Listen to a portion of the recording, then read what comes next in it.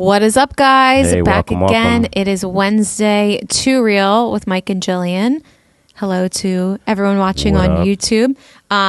We have like a list of topics, but we wanted to do something like a little bit more lighthearted this week because we do get questions and feedback from you guys on each episode. So we decided to sample the crowd, ask for some Q&As so that we could just have a Q&A episode. Some of you didn't get it though.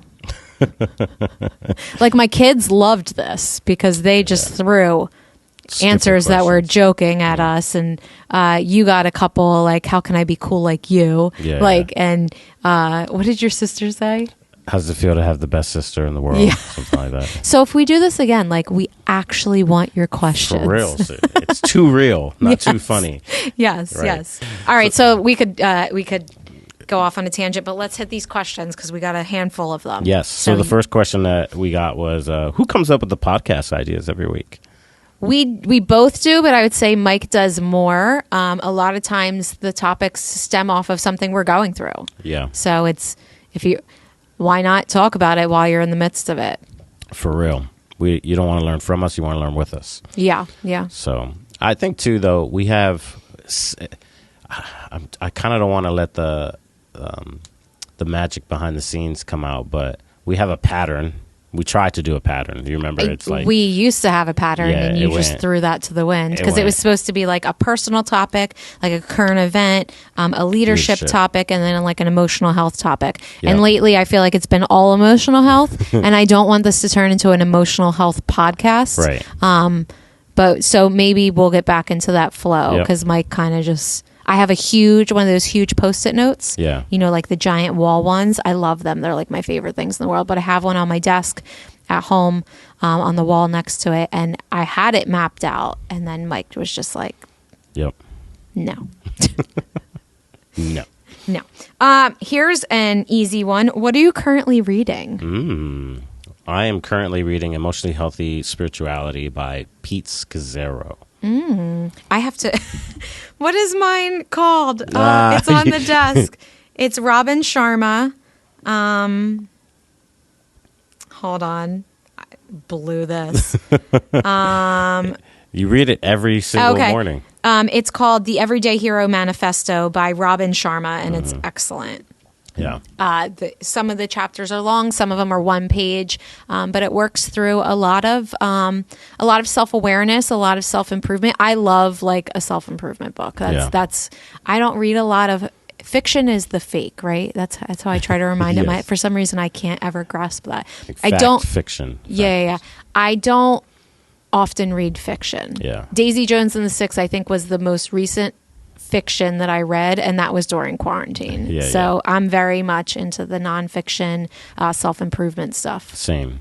Yeah. I don't think I read any nonfiction. Maybe we're boring, but You don't read any fiction, you mean? I'm sorry, I don't read any fiction. Yes. See, so it's not just me. It's not just you. me. All right. Go ahead. Next question. Next question. This is someone you know that asked this question. What are the most annoying habits of a spouse? And you could put me on blast. What are some of them? I breathe like that. Mike sighs, heavy sighs all the time. And so for me, when I hear my spouse sighing like that, I say, hey, what's wrong? Because when you hear, Yeah. it sounds like something's wrong. And he's like, nothing, it's just how I breathe. But sometimes there's something wrong and he's not ready to talk about it yet. But it just drives me insane. Yeah, I'm sorry. Yeah. I'm sorry. What's an annoying habit about me? Nothing. You're a liar. perfect. You're a liar. You're I can be so super perfect. annoying. He's so perfect. I think we talked about this yesterday. Sometimes we're I guess welcoming a person into our team in Peak yesterday, and we got the opportunity to ask them questions, almost like a post interview, of getting the job. And the question you wanted to ask, you didn't get to ask, was what's the best part of working with you, and what's the worst part of working with you? And in the car, we had this discussion how sometimes the worst part is just a shadow side of the best part. Yeah. Right. And so yours was, do you remember? You said that the best part. What you said the best part about working? No, what you said the best part was. I said the best part of working with me is I'm loyal. dedicated and I'm a hard worker. Right. Like, I'll work my tail off for you. And the worst part is? The worst part is I'm very rigid. Yes. Because I'm so OCD with my organization and my structure of my day. So I can be inflexible at times. Yes. Because of that. That is the most annoying part about you. That you are. But Mike and I are also polar opposites in that. So that becomes very annoying for me about him. Right. Because he's more like, oh, I'm inspired to do this. Let's do this. And I love that creativity in him. But as part of our conversation in the car, I'm like, the shadow side of that is your follow through at times is not always there because you get inspired to do something else, which clashes with my rigidness and organization habits. Yeah. So we're like doing great. It's fine. It's fine. We're doing great. Absolutely. But I wanted to say, like, real quick, like, kind of tools that I'm learning. I haven't perfected this at all, but I'm learning to, number one, take a beat and to process, like, is this just something that's against my preference that's making it annoying, right? But if it's something that's like a little more serious than just preference, then I go, okay, I gotta say something. And so when I say it, you know, I've been learning this from my buddy Noah, and it's like how to make an observation without an evaluation, right? So it's like, take the example of, like, you know, you leave your dirty laundry on the floor. An observation would be like, hey, you left the clothes on the floor after you took a shower today. That's an observation. An evaluation would be like, you freaking slob, pick up your crap. For the record, I don't leave my clothes that's on why the floor. I picked just something like that to be known. Fake hypothetical. Yeah. It's fiction.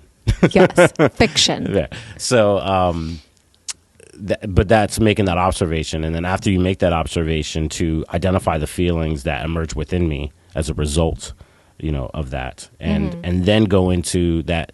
If you could dig underneath the surface of that feeling, what is that unmet need? There's an unmet need that is underneath it all that I just maybe never vocalized or you forgot or whatever. And then to turn all of that into a request so that we could strengthen our relationship.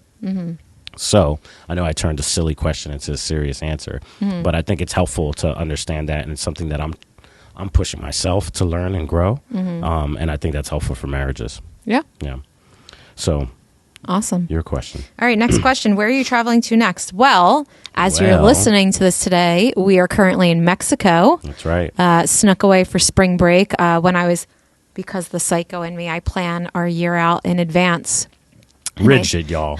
Rigid. Because I have to do it business-wise. But then I also did it personally for us, which was helpful because Chase, with all of his senior events, we discovered that spring break would be the only time that we could take a family vacation before he leaves for college. So we are currently in Mexico, living our best life with our phones off. So anything you see from us is pre-scheduled. Yep. So don't leave us any nasty comments because we won't be able to clean them up until we get back. We should have never said that because now they're going to do it. Yeah. It's going to live for a while. Yeah. Whatever. But beyond that, I'm heading to California later in the month for work. Then we go to Washington in May for a conference. What am I going to? I'm going to Arizona. You're going to Arizona a couple times. Yeah. So we're going back to California in the summer for work. And we're going to try to sneak away for our anniversary at the end of the summer. Just the two of us. I'm hoping and praying for Jamaica. We haven't actually taken a vacation, just the two of us, that was not work related. Ever? No. Except for like a night away in the city or whatever. Right. But since our honeymoon. Yeah, a non-work New trip. York City. Yeah, that's what I said, besides a night away in the city, but yeah. Ouch. Yeah. Wow. We're killing it. Too real. Killing it. On that note, here's another question. Would you ever do a podcast on infidelity or affairs? I don't have much experience in that, to be honest, so I don't know that I could speak to it. Thank God. Yeah. But I mean, they know I was married before and there was no infidelity there either, so I don't think I could speak on it. Yeah, I've been cheated on. So I think I could speak on it. I think more or less than talking about infidelity, I would love to like probably talk about the whys of infidelity, right? So like, because we're in ministry, you know, it happens, and we have to, you know, work it out. And I believe that the foundation of every relationship isn't communication. I think communication is huge, but I think it's forgiveness. And you know, yes, you can forgive and you can recover from infidelity, but even forgiveness of other things too.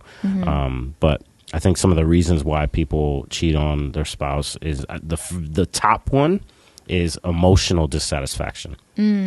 People always think it's sexual dissatisfaction. It's always, in my 23 years of ministry experience, it's always been emotional dissatisfaction. And that comes in the form of like, someone's just feeling as though they're not a priority for the spouse. There's lack of excitement. There's boredom. They're not being romanced. They're not being pursued. Or, you know, it's a retaliation, right? It's a payback. Yeah. It's revenge. Yeah. For not even revenge for the other person cheating on, but it could be revenge for putting your job first. You know, shoot, I even seen like pastors whose wives cheat on them is because they were cheating on their wives with ministry. Ouch. Yeah. So, you know, it's a retaliation thing. And then, but way on the bottom is sexual dissatisfaction. Sometimes it has actually nothing to do with sex. It's about the emotional side of it. Yeah, so maybe that's something we could talk about later, but that's heavy. Yeah, for sure. Next one. Would you have your kids on your podcast? And this came. Heck no. This came from my kids. Yeah, of course. They want to do a podcast episode with us, and I would love to. Honestly, I would love to hear their point of view on things.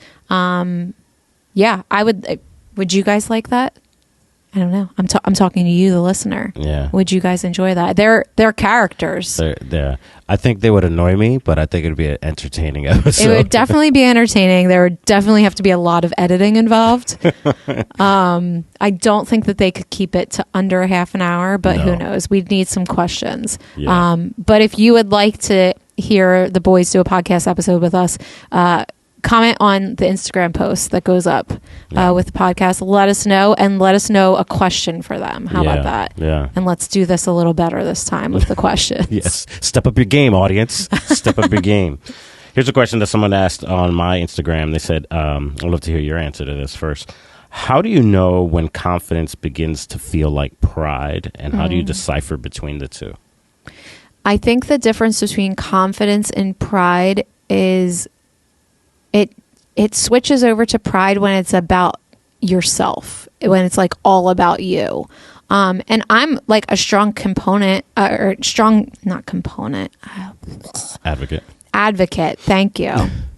I'm a strong advocate for being a confident person and doing things to improve yourself. And I think it kind of gets messy where you're doing things to improve yourself just to better yourself and not also serving others. Does that mean at the same time? Yeah. You know what I mean? So yeah, I think that's where I would fall on that. Yeah. I think same thing. If I could give like an analogy, like confidence, I think true confidence is when you use all your strengths to help somebody else climb up their ladder. Right? I think that's the ultimate picture of confidence. Like in our American age, everyone's trying to climb their corporate ladder. Yeah. Right. Whereas they'll knock people down trying to climb up it. But confidence is helping other people, like, because true confidence doesn't need to reach the top of their ladder to know who they are. Yeah. Yeah, right? That's true. And so I think that's the epitome of true confidence. Whereas pride is, like you just said, I'm climbing the ladder. I'm kicking everybody, off the ladder. I don't care about anybody else's ladder. All I care about is my ladder. Yeah. So pride, I would say pride is selfish and confidence is selfless. Absolutely. But they're both self-aware. Yes. Right? Yeah. So confidence is self-aware for the sake of being selfless, whereas pride is self-aware for the sake of being selfish. You know what I mean? Yeah. So that's what I would say. And they're cousins. They're messed up cousins. Yeah. Pride and confidence, but I think that's the difference. So if you find yourself like not caring about anyone else's well-being, that's when you're more on the side of pride than confidence. And you don't have to swing it to the other side of the pendulum either, where all you do is care about like self-sacrifice for others and you're not taking care of yourself. Right. Because if you're not able to help anybody up their ladder, right, then honestly, that's the opposite. That's false humility. Yeah. Right. Where you're just, you're not able, if you're not taking care of yourself. So they both have to be self-aware of their strengths and self-aware of their weaknesses. But it's the motive that's behind it. Yeah. Yeah. Yeah. This was a fun one. What is your favorite way to decompress? Man, I hate to say this, but recently, she's already nodding her head. No, I'm not nodding. I'm shaking. I mean, shaking your head. I say working out and running, and he's so full of it. He's so full of it. I need to be running and working out. I've had some stupid issues with my back. So recently, I'm putting myself out there. A nice cigar, man, just to decompress has been the thing. I hate it. I hate the smell of it. I'm an ex-smoker, so it's like super triggering for me. So if he does have a cigar, he has to shower, change his clothes, brush his teeth, the whole thing. There's a whole process. I'm not lying. She's not lying. Because I can't stand it. But like, it's like, just imagine the scenery, dude. Like, you're in our back deck. We live on a golf course. So I'm just staring out in this open field, grass, and sometimes there's horrible golfers out there trying to do something. So that's comical. And then like the breeze and the sun, and I'm just sitting there with a cigar. It's a beautiful moment. Yeah. Okay. What do you do? It depends on the season. In the winter, my form of decompressing is just sleeping and laying on the couch. I hibernate in the winter. I hate the cold weather. Yeah. Decompressing, just like turning on mindless television. Like I watch Housewives and Vanderpump and all that stuff, and it's such a train wreck, but it's like, it's mindless and it's not my life. Yeah. So it just makes me feel better. And working out does help me decompress. Sometimes it takes me longer than I would like to get upstairs and actually work out, but I never regret it afterwards. So sometimes that's like the trigger in my head. Yeah. Like you're not going to regret this afterwards. Like get your butt upstairs. It does. I'm not even gonna lie. It's the hardest part about working out is just starting to work out, because once you do it, it is a huge stress reliever. Yeah, for sure. Yeah. But yeah. Very good. How do you balance vulnerability with maintaining appropriate boundaries in personal and professional relationships? How do you balance vulnerability and maintaining appropriate boundaries in personal and professional relationships? Take it from the standpoint of, I think when this person's asked that question, from the standpoint of like us being in ministry, right? Because we do a podcast about vulnerability and being raw and being real. Yeah. Every time I'm on stage, I never want to portray myself that I need to be on some pedestal for the congregation. So I'm always like keeping it humble, keeping it transparent. Yeah. Telling on myself, those kind of things. But at times that's bit us in the butt. Yeah. Right? So for me personally, I am the same person on this podcast than I am in my real life than I am on a Sunday morning when we're leading a church. Right. I don't have the energy to like keep up a false appearance. Like it always amazes me of people that are like pathological liars. Like, how do you keep it straight? That sounds exhausting, you know? And my vulnerability will help people. That's the way I look at it. Like, and it has, again, I said this earlier, every time I share something that's really vulnerable, someone comes up to me and says, me too. Yeah. But I just like, there's no hidden agenda. Like I've got nothing to hide. Like I'm the same as everyone else in this world. You know what I mean? I struggle just like everyone else in this world. So for me, my vulnerability is a connection point, and I don't have the energy to hide who I am and keep up appearances. 100%. Yeah, I agree. And I think there's levels to vulnerability. Yes, right. And 100%. So I will always be the same person on the platform that I am in my living room. Yeah.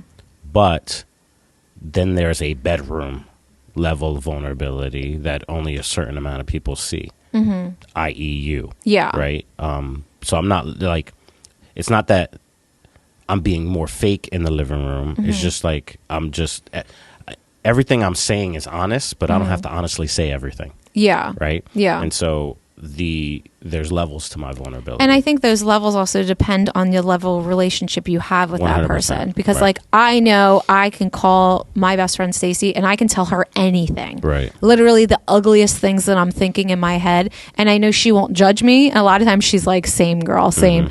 But then like, obviously someone that I don't know as well, I'm not going to go as deep with them, but I'm still not hiding who I am. Right. And with the comment of, you know, that vulnerability has been used against us at times, it absolutely has.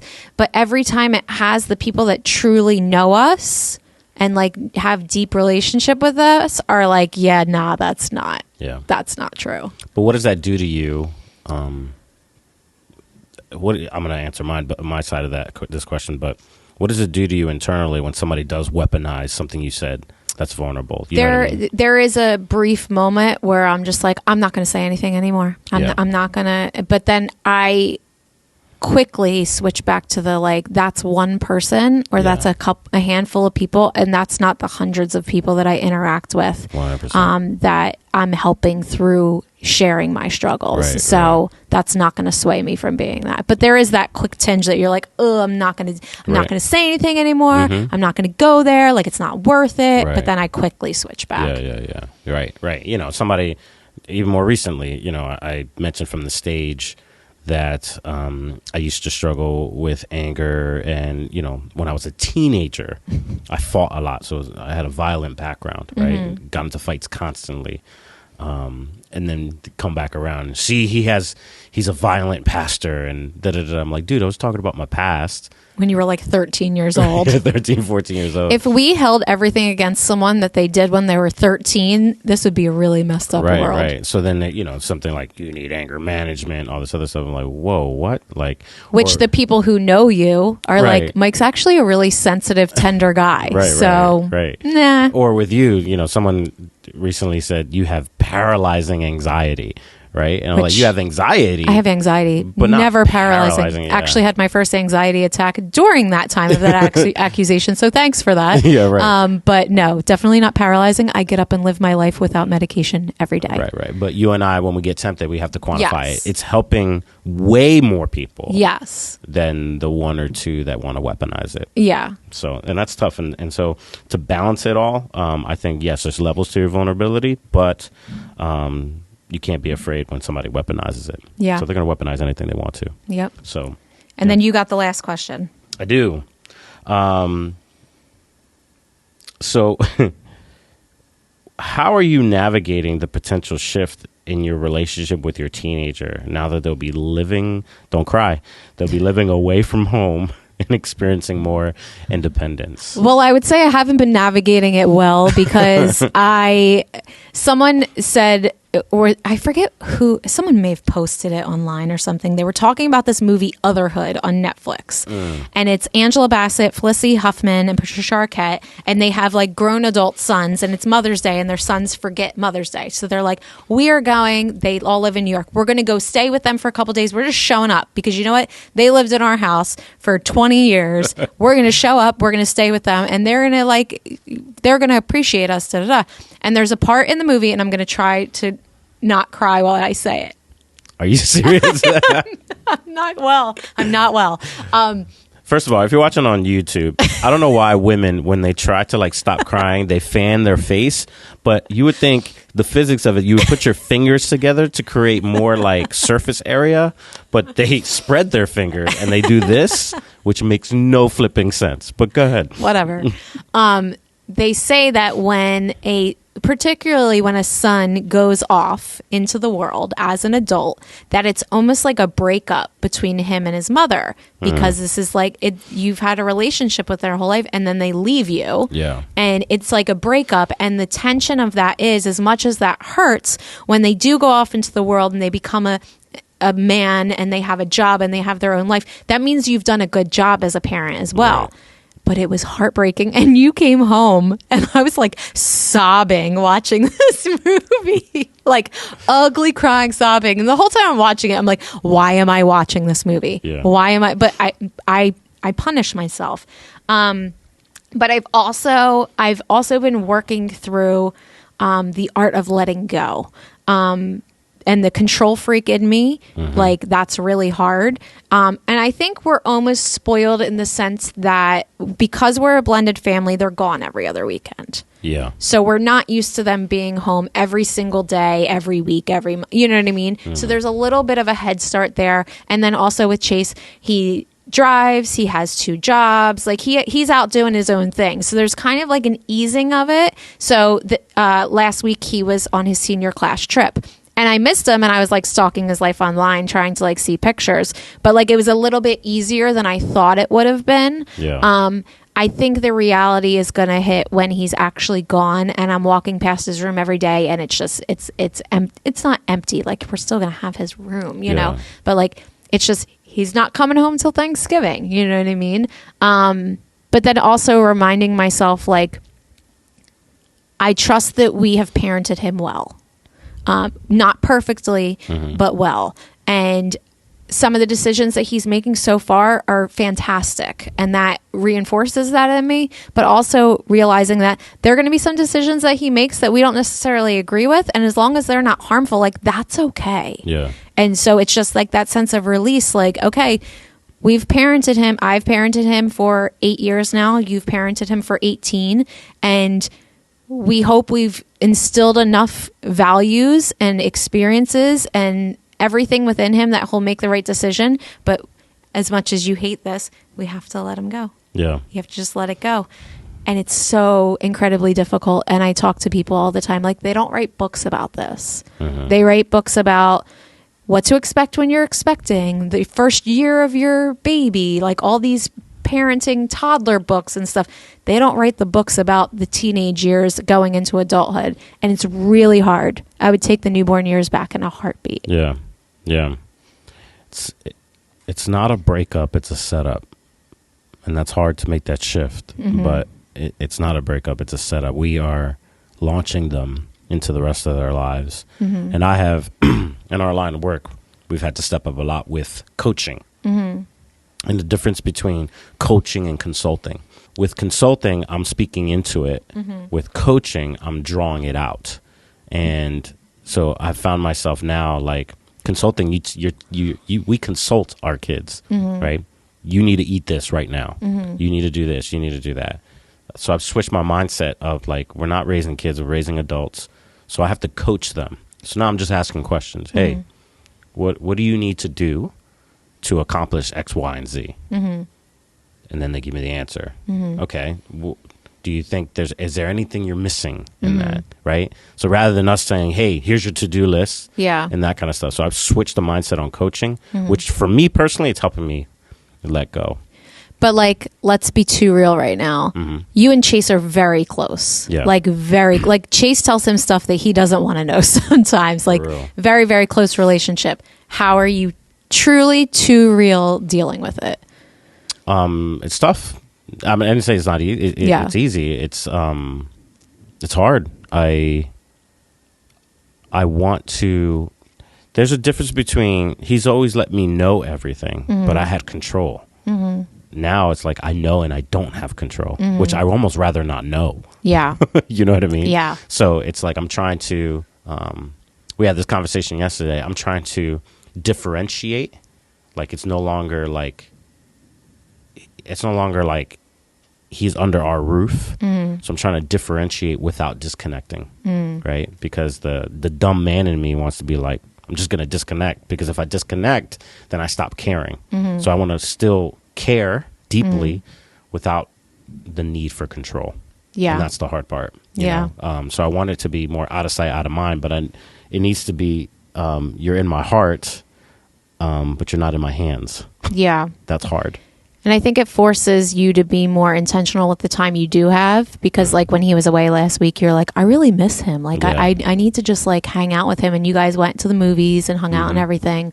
So I think being more intentional of the time that you do have and making that time count rather than like just being like, all right, good luck, you know, or I'm pre-grieving. Yeah. I'm pre-grieving. Yeah.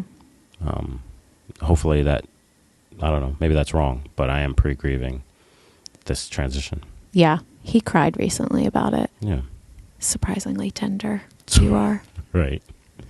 Mike cries more than I do, I feel like. Would you shut up? Let's close this episode. All right. Well, that was a fun Q&A episode. When we do it again, maybe we'll have some more real questions. No, but we had a decent amount. Yeah. I think if we had any more, it would have been a really long episode. Yeah. So you did good. All right. So you can check us out on YouTube. We're waving, we're smiling. If you want to see our faces as we have this podcast. And if you are checking us out on YouTube, be sure to subscribe, share it with a friend. Also, we are on Spotify. We are on Apple Podcasts. We are on Google Podcasts. We are on iHeartRadio. All the things. Give it a listen, give it a follow, a subscribe, whatever the platform calls for. Share it with someone. Share it on your social media. We're on Instagram at Mike Rosato, at Jillian Rosato, on TikTok at Mike Rosato, at Jillian.Rosato. Wah, wah, wah. And we will be back next Wednesday. Yep. Too real. See ya. With tans. Bye. Yeah.